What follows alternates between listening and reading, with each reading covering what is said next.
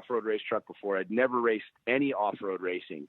And about 3 hours after I bought the truck, I mean, we got to Lake Havasu. We were out ripping it around, and I rolled it 5 times.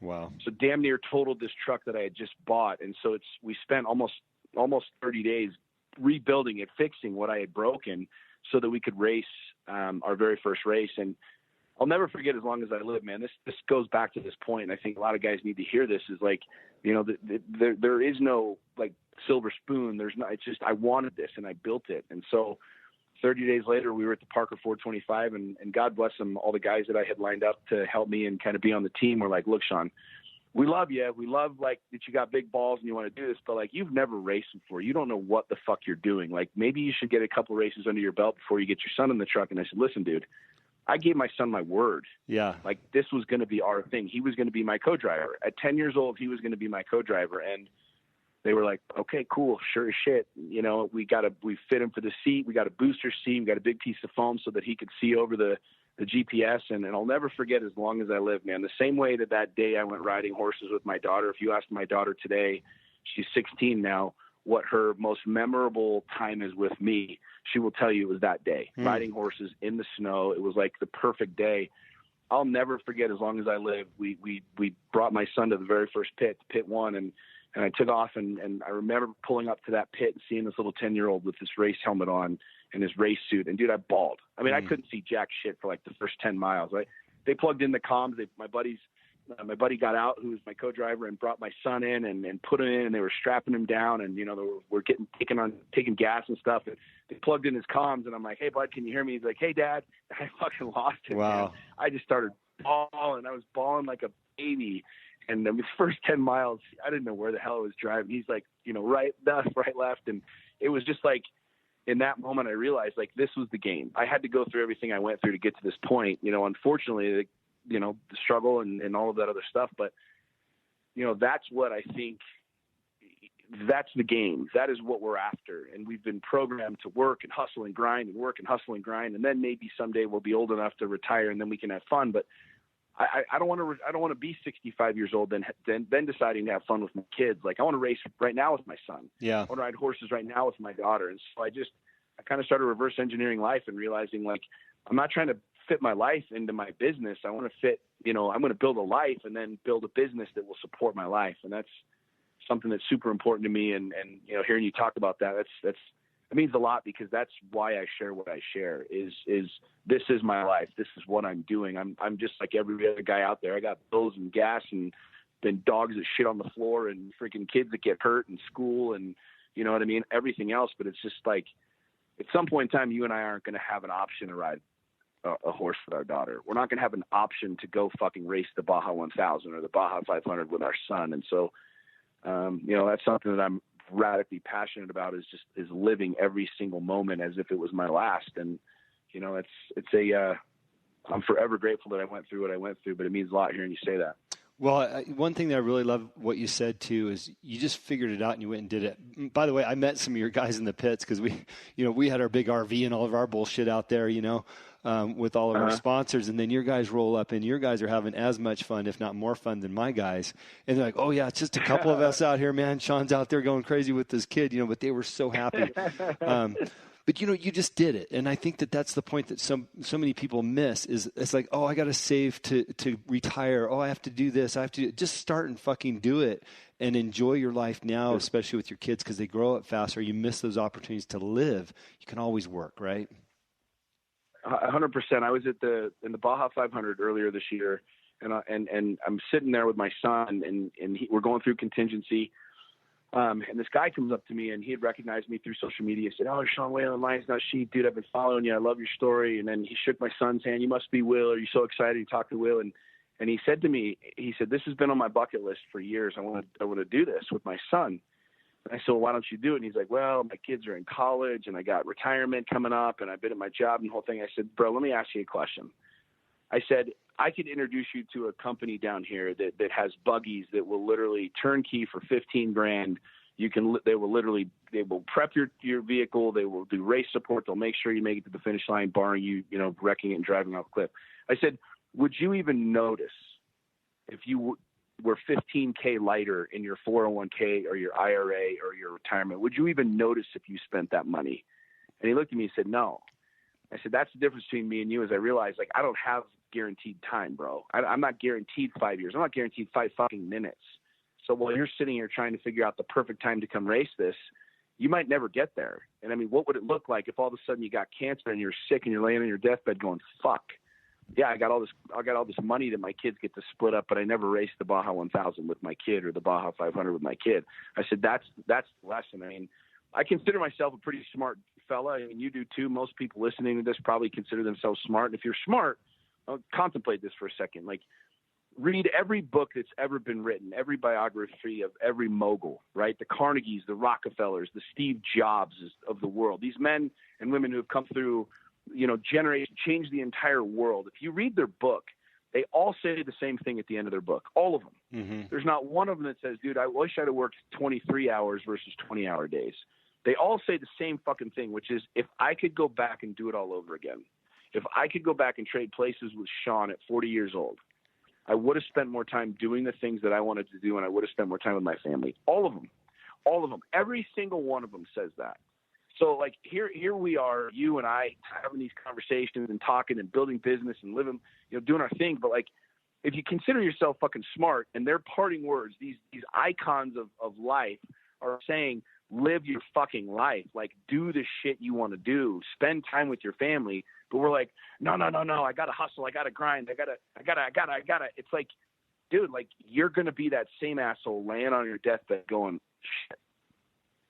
Because at that point in time, man, my biggest fear, I mean, besides something happening to my children, is my biggest fear is that I'm laying on my deathbed, which chances of that ever happening are slim to none. I'm going to drive my race truck off a cliff or blow myself up with too much tannerite or do something really stupid.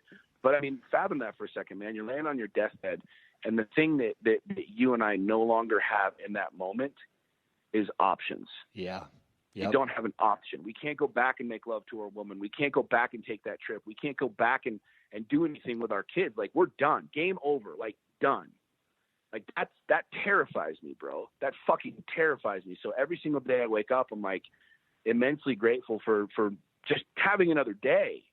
You know what I'm saying? And I look at it from a really simple perspective. Like, I want to maximize this day. I want to do every single thing that I know I humanly can, because if I don't have another day, I want to know that I played all in. I went all in. You know what I mean?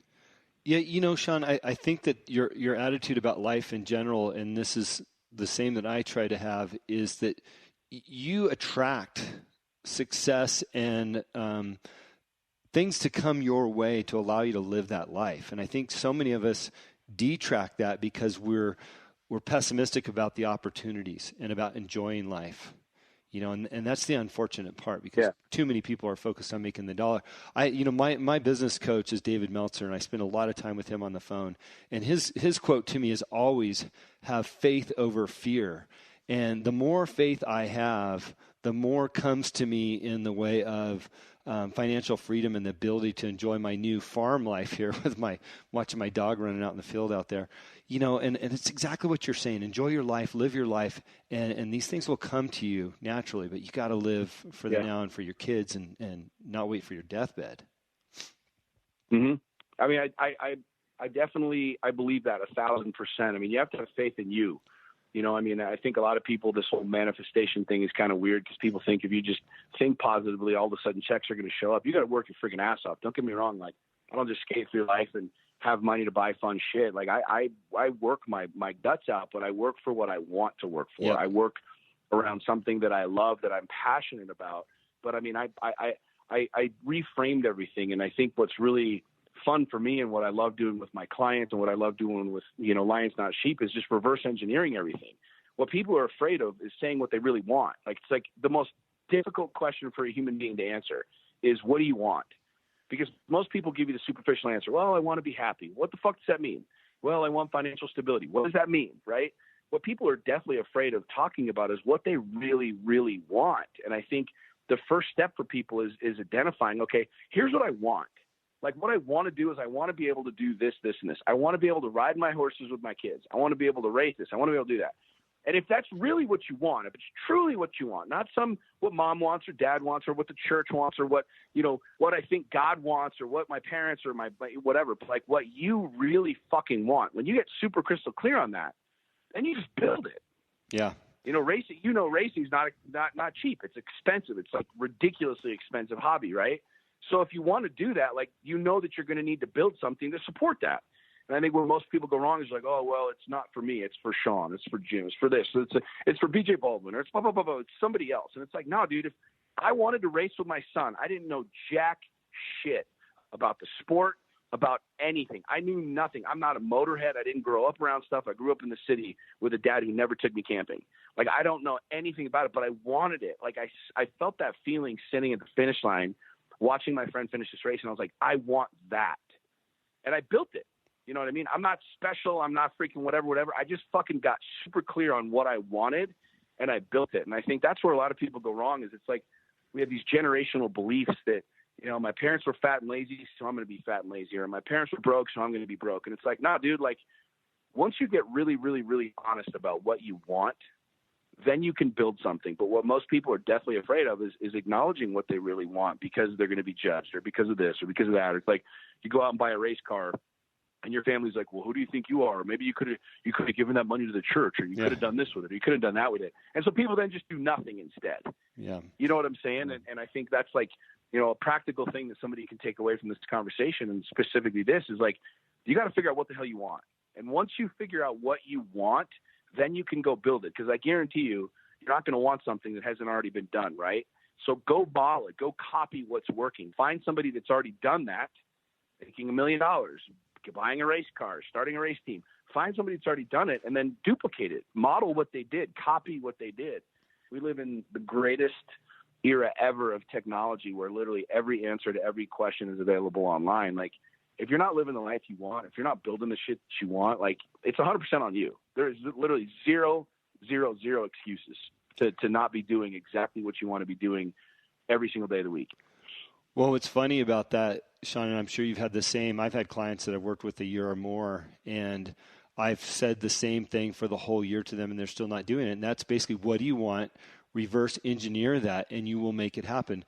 Using my own example, looking at you with your daughter riding horses, knowing that I wanted a ranch life and my wife was a horse person anyhow, I reverse engineered that, and I realized, geez, the house that I wanted in Montana, by the way, is $100,000 less than the house I live in California. And by the way, I'm going to save 30% on cost of living. All of a sudden, I'm living the life that I dreamed about having for over 30% less. That means I'm working less and spending more time with my kids, all because I reverse engineered what that dream looked like. And I think people get wrapped up in, I've got to save millions of dollars to retire and have what I want. Chances are it's not that much money, unless you're just, I got to live on the beach and surf every day. But there's so many great things you can do that you don't need to have millions and millions of dollars in the bank and be chasing that. No, not at all, man. I mean, it's look, and this comment obviously frustrates a lot of people, and I understand why, but it's not hard to make money. It really isn't. I mean, there's people literally inventing pool noodles and stuff like that. Like, what people are not good at doing is getting out of their own way. And that sounds really cheesy and cliche and coachish and the whole thing, but it's true, man. Yeah. Like, why, like literally think about this. Why can't you do anything that you want? There's literally nothing stopping you. There's nothing stopping anybody on this listening to this right now from doing anything they want. You want to go become a brain surgeon? Literally, there's a process for becoming a fucking brain surgeon. You could be a brain surgeon. You want to go do this, you want to go do that, you want to live in the mountains, you want to freaking drive Baja, you want whatever. Literally, like, there's nothing stopping you from doing what you want. Oh, I grew up poor, my parents are dicks. It doesn't matter. It doesn't fucking matter. There's literally nothing stopping. Dude, a blind guy climbed the Mount Everest, for Christ's sake. A blind guy with no fucking eyes, who couldn't see, climbed the tallest mountain in the fucking world. You know how many really fit people there are out there, and people with good eyesight and whatever? I mean, you see what I'm saying? Like, there's you can either create what you want, or you can create an excuse. And I got to a place in my life where I'm like, dude, I'm not getting any younger, man. Like, I'm all in. I'm playing all in. You know what I mean? Yeah. No, I love it. Hey, where did the title "Lions Not Sheep" come from? What does that mean? Besides the obvious. Yeah. Well, it's funny. People ask me that all the time. Like, what does lines on a sheep mean? And I look at him like, what do you think it means? Like, be a lion, not a sheep. I'm like, exactly. Through kind of my whole process, I was a real estate guy. I've always done real estate and I made a lot of money in the real estate game.